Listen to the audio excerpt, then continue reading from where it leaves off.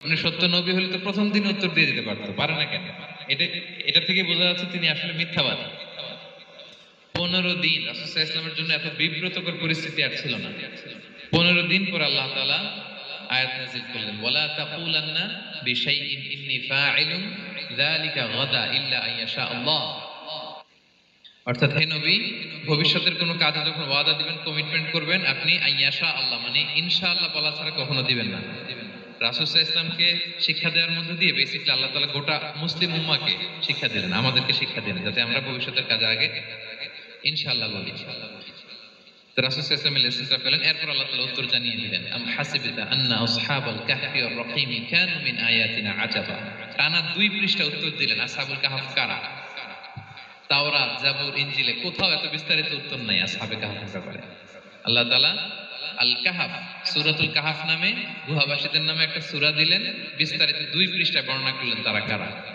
কুরাইশরা তো তাআজ্জুব বনে গেল, ঘটনা কি? মুহাম্মদের উত্তর কিভাবে জানলো? সে তো কারো কাছে পড়ে নাই, লেখে নাই, এই দেশের বাইরেও কোথাও যায় নাই। দ্বিতীয় প্রশ্ন ছিল যুলকারনাইনকে আল্লাহ আয়াত নাযিল করলেন, ওয়ায়াসআলুনাকা আন যিল কারনাইন কুল সাআতলু আলাইকুম মিনহু যিকরা। টানা আল্লাহ তাআলা প্রায় 1.5 পৃষ্ঠা, 1 পৃষ্ঠারও বেশি যুলকারনাইনের ঘটনা শোনালেন। আর রূহের কথা শোনালেন সূরা আল ইসরাতে, ওয়ায়াসআলুনাকা আনির রূহ কুলির রূহু মিন আমরি রাব্বি ওয়া মা উতীতুম মিনাল ইলমি ইল্লা কালিলা। রূহ এটা আল্লাহর স্পেশাল একটা অর্ডার, আল্লাহর আদেশে এটা ঢুকে আল্লাহর আদেশে বের হয়। এটা কেউ ছুঁতে পারে না, ধরতে পারে না, দেখতে পারে না। এটা আল্লাহর পক্ষ থেকে একটা মিরাকেল। 3টা প্রশ্নের উত্তর যখন আল্লাহ তাআলা দিয়ে দিলেন, রাসূল সাল্লাল্লাহু আলাইহি ওয়াসাল্লাম তাদেরকে সাবলীল ভাষায় শুনিয়ে দিলেন। তারা অবাক হয়ে গেল। এইটা হচ্ছে সূরাতুল কাহফ নাজিল হওয়ার প্রেক্ষাপট। এরকম একটা সিচুয়েশনে নবুয়তির 5ম বছরে আল্লাহ তাআলা এই সূরাটা নাজিল করেছেন। এই সূরার কিছু ফজিলত আছে। রাসূল সাল্লাল্লাহু আলাইহি ওয়াসাল্লাম জুমার দিনে এই সূরাটা আমাদেরকে তেলাওয়াত করতে বলেছেন। আপনারা তেলাওয়াত করেন তো? সূরা কাহফ যদি জেনে না থাকেন আজকে থেকে করবেন। রাসূল সাল্লাল্লাহু আলাইহি ওয়াসাল্লাম বলেছেন যে জুমার দিনে যে এই সূরা কাহফ তেলাওয়াত করবে, মান ক্বারা সূরাতাল কাহফি ফি ইয়াউমিল জুমআতি আযা লাহু মিনান নূরি মা বাইনাল জুমআতাইন। 2 জুমার মাঝখানে আল্লাহ তাআলা এই জুমার সময়টাকে তার জন্য আলোকিত করে দেয়। কি করে দেয়? আলোকিত করে দেয়। একটা নূর তার জন্য সেট করে, এই নূর তাকে হেদায়েতের পথে অবশিষ্ট রাখে। এটা হচ্ছে একটা।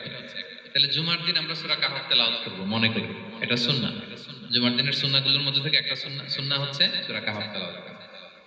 আবার আরেকটা হাদিসে রাসূল সাল্লাল্লাহু আলাইহি ওয়াসাল্লাম বলেছেন, মান হাফিযা 10 আয়াতিন মিন আউয়ালি সূরাতিল কাহফি উসিমা মিন ফিতনাতিদ দাজ্জাল। যে ব্যক্তি সূরা কাহফের প্রথম 10 আয়াত মুখস্থ করবে, সে দাজ্জালের ফিতনা থেকে মুক্তি পাবে।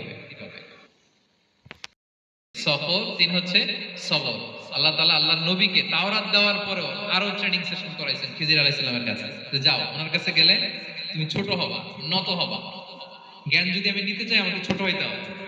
ধরেন একটা গ্লাস থেকে একটা খালি গ্লাসে পানি ঢালবো, তো যেটাতে নেওয়া হবে এটা উপরে থাকলে হবে? যে গ্লাসটার মধ্যে পানি আছে এটা উপরে থাকবে, ওইটা ব্ল্যাঙ্ক গ্লাসের মধ্যে পড়বে। আপনি নলেজ ইলম নিতে চাইলে আপনাকে নিচে থাকতে হবে, উনি উপরে থাকবেন। আপনার শায়েখ আপনাকে দিবে, আপনার উস্তাদ আপনাকে দিবে, আপনার মুর্শিদ আপনাকে দিবে। বুঝতে পেরেছেন?